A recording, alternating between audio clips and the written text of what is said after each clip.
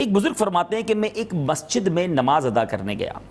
وہاں میں نے دیکھا کہ ایک مالدار تاجر بیٹھا ہے اور اس کے ساتھ ایک فقیر بیٹھا دعا کر رہا ہے. غریب آدمی دعا کر رہا ہے. اور اب وہ دعا کیا کر رہا ہے ناظرین؟ وہ دعا یہ کر رہا ہے کہ یا الہی میں آج اس طرح کا کھانا اور اس قسم کا حلوہ کھانا چاہتا ہوں، یعنی اس طرح کی سویٹ ڈش اور اس طرح کا کھانا کھانا چاہتا ہوں. بڑی عجیب سی دعا تھی. اور وہ جو بزنس مین تھا وہ سن رہا تھا. اب اس نے نیگیٹو سوچا، بدگمانی کی کہ یہ فقیر جو ہے یہ اللہ سے نہیں مانگ رہا، یہ مجھے سنا رہا ہے، یہ چاہتا ہے کہ میں اسے ایسا کھانا کھلا دوں، مگر میں نے اس کی بات ماننی نہیں ہے، میں نہیں کھلاؤں گا. وہ دعا مانگتا رہا. آخر کار دعا مانگ کر وہ فقیر جو ہے وہ وہیں لیٹ گیا، آرام کرنے لگا. تھوڑی دیر ہوئی تو ایک اور شخص مسجد میں داخل ہوا اور اس کے ہاتھ میں ایک طباق تھا، بڑا سا کھانے کا طباق تھا، اس پہ کپڑا ڈلا ہوا تھا. اس نے دائیں بائیں دیکھ کر اس غریب آدمی کو جگایا اور کہا کہ یہ لوگ کھانا کھا لو. مالدار تاجر بھی دیکھ رہا ہے. بزرگ کہتے ہیں میں بھی یہ ماجرا دیکھ رہا تھا. اب وہ جو غریب شخص اٹھا اور اس طباق سے جب کپڑا ہٹایا گیا تو ناظرین ایگزیکٹلی وہی کھانا تھا جس کی اس نے تمنا کی تھی. فقیر نے تھوڑا سا کھانا کھایا، اس اللہ والے نے، اور جو کھانا لے کر آیا تھا اس کو دعا سے نوازا کہ اللہ تمہارا بھلا کرے، تمہیں خوش رکھے.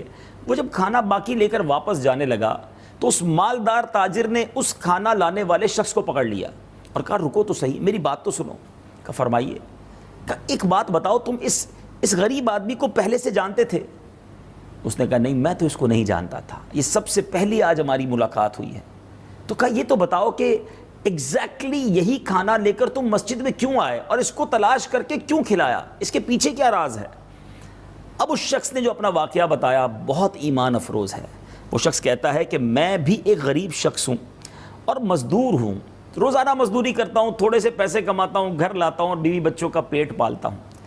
میری زوجہ اور بیٹی نے سال بھر سے اس قسم کے کھانے کی خواہش کی ہوئی تھی، مگر میرے پاس پیسے ہی نہیں ہوتے تھے.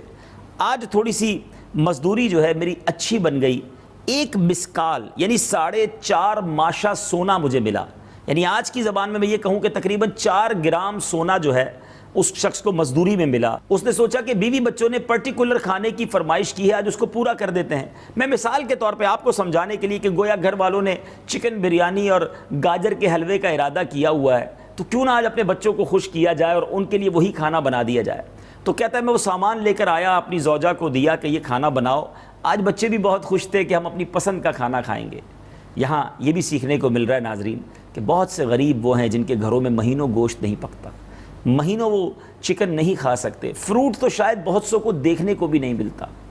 جن کو اللہ نے نوازا ہے، جن کو اللہ نے بہت ساری نعمتوں سے نوازا ہے، انہیں اس بات کی قدر ہونی چاہیے کہ ہمیں اللہ تعالیٰ نے کیسے خوبصورت دسترخوان دیے ہیں. اور اب ہم پر یہ فریضہ ہے، ہم پر یہ ضروری ہے کہ ہم ان غریبوں کی بھی مدد کریں جو اچھے کھانے نہیں کھلا سکتے اپنے بچوں کو. اللہ کرے کہ یہ درد مند دل ہم سب کو نصیب ہو جائے. صحیح بات تو یہ ہے ناظرین کہ اگر جن کو اللہ نے نوازا ہے، جو مخیر ہیں، جو ویل آف ہیں، اپنی زکوٰۃ پوری ادا کریں اور صحیح طریقے سے غریبوں میں ڈسٹریبیوٹ ہو جائے تو شاید ہمارے وطن میں کوئی بھوکا نہ سوئے، ہمارے وطن میں کوئی غریب نہ رہے. بہرحال واقعے کو آگے لے کے چلتے ہیں. اب وہ شخص کہتا ہے میں تو میری بیوی کو سامان دیا کہ کھانا بناؤ اور میں سو گیا. جب میں سویا آنکھیں تو بند ہوئیں، قسمت جاگ اٹھی. مدینے والے آقا صلی اللہ تعالیٰ علیہ وسلم میرے خواب میں تشریف لائے اور آقا علیہ الصلوۃ والسلام نے کچھ ارشاد فرمایا. آقا نے فرمایا آج تمہارے علاقے میں اللہ عز و جل کا ایک ولی آیا ہوا ہے، اس کا قیام مسجد میں ہے. جو کھانے تم نے اپنے بیوی بچوں کے لیے تیار کروائے ہیں ان کھانوں کی اسے بھی خواہش ہے، اس کے پاس لے جاؤ، وہ اپنی خواہش کے مطابق کھا کر تمہیں واپس کر دے گا.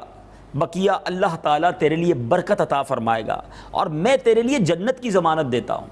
اللہ اکبر. وہ کہتا ہے میری آنکھ کھلی، مجھے تو گویا انعام مل گیا، نبی پاک کا دیدار بھی مل گیا.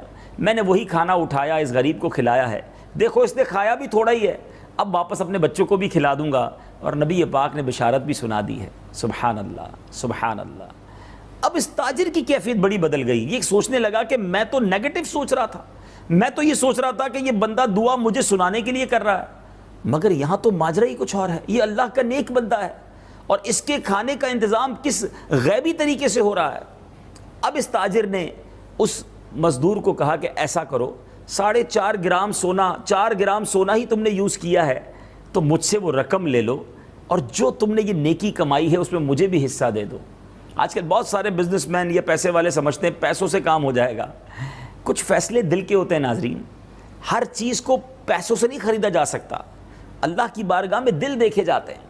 اب اس شخص نے کہا کہ آپ مجھ سے 4.5 مسکال جو سونا ہے وہ لے لو اور مجھے بھی یہ نیکی میں حصے دار بنا لو۔ وہ مزدور کہتا ہے نہیں، میرے آقا نے جو مجھے بشارت دی ہے، جو عطا فرمایا، میں تمہیں کیسے دے سکتا ہوں؟ کہا 10 گرام لے لو، 20 گرام لے لو، یہ بڑھاتا رہا۔ وہ مزدور کیسا عاشق رسول تھا، وہ کہتا ہے ساری دنیا کی دولت دے دو، میں تمہیں وہ نیکی نہیں دے سکتا جو مجھے نبی پاک کے کرم سے عطا ہوئی ہے۔ ناظرین، یہ واقعہ بہت بڑا سبق ہے کہ کیا ہم لوگوں کے بارے میں پازیٹیو سوچتے ہیں یا نیگیٹو سوچتے ہیں؟ ہر بات ہم نیگیٹو کیوں سوچتے ہیں؟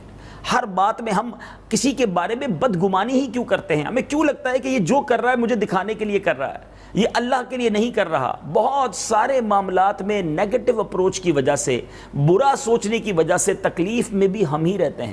یاد رکھیے ناظرین، جو بدگمانی کا شکار ہے نا، وہ بے سکون رہتا ہے، وہ اس کو نیند نہیں آتی، وہ ٹینشن میں رہتا ہے، کیونکہ وہ لوگوں کے بارے میں غلط سوچ رہا ہوتا ہے۔ ایسا دماغ بن جاتا ہے کہ پھر ہر چیز میں برا ہی نظر آتا ہے۔ ایسا نہ کیجیے۔